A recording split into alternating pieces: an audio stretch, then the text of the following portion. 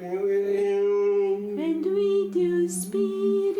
A reading from the Holy Gospel according to Matthew. Glory to you, O Lord.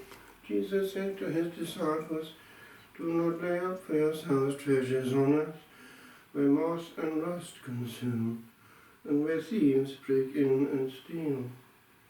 But lay up for yourselves treasures in heaven, where neither moth nor rust consumes, and where thieves do not break in and steal.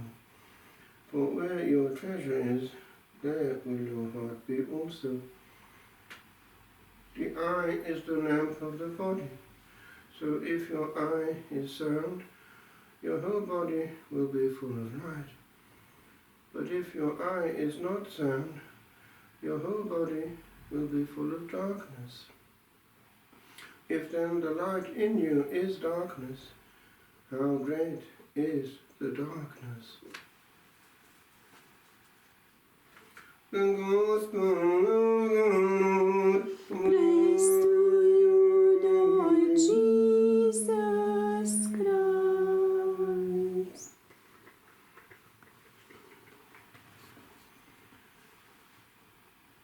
Where your treasure is, there will your heart be also. One sees where the center of interest of a person is from listening attentively to what he tends to talk about a lot. Years ago, I remember mentioning to the novice master that such and such always talked about two things, and it indicated where his interests also were to be found. Actually, eventually he left the order. But we betray ourselves, for there is an overflow from the heart. Another passage tells us from the abundance, that is the overflowing, abundare, of the heart, the mouth speaketh.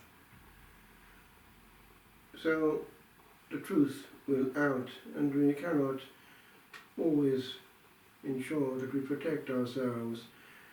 There is a saying in French, chasser le naturel et il revient au galop. Chase away the natural and it will return at a gallop. We betray ourselves. With regard specifically to this element of where the treasure is, there is a passage in the life of St. Anthony which indicates the extremes to which that can actually go. One day, a rich man in the area where he was had died, and they wanted a great preacher to give a great send-off, a wonderful eulogy. He accepted, but what was their surprise when he came out not with a great eulogy at all. He quoted this passage, and they were perplexed. And he went as far then as to insist that his heart was in his riches. The reaction was furious on behalf of these his friends, but after the Mass, when it came to a conversation, he wouldn't back down at all. And so he said to them, "So you do not believe me, do you? In that case,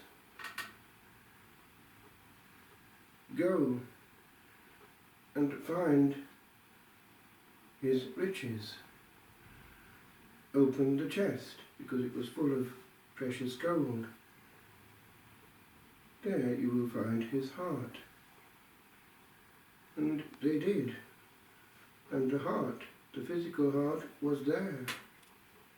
And he indicated that they should then proceed to look at his body and to go as far as to see what was in the area of the heart.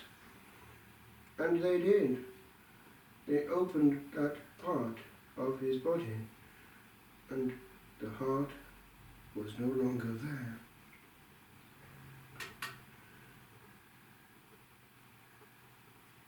In our case, it might be more subtle.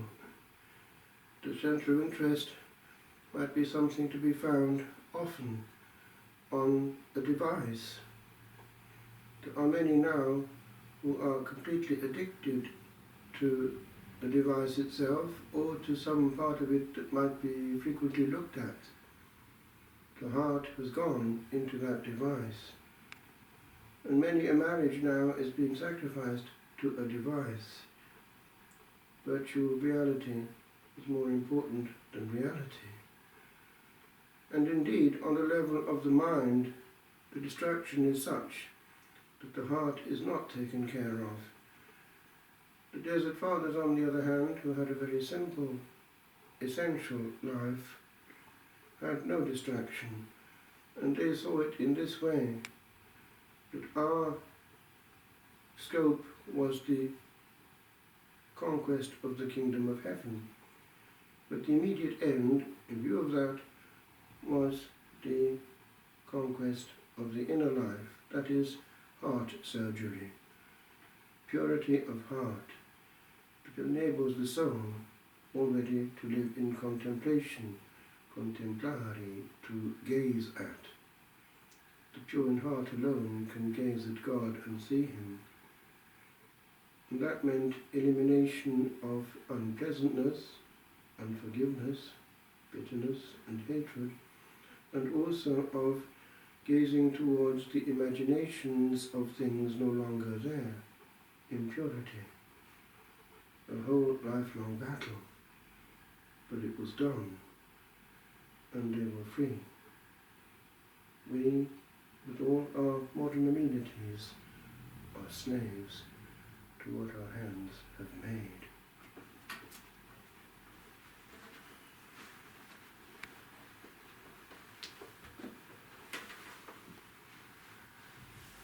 Amen.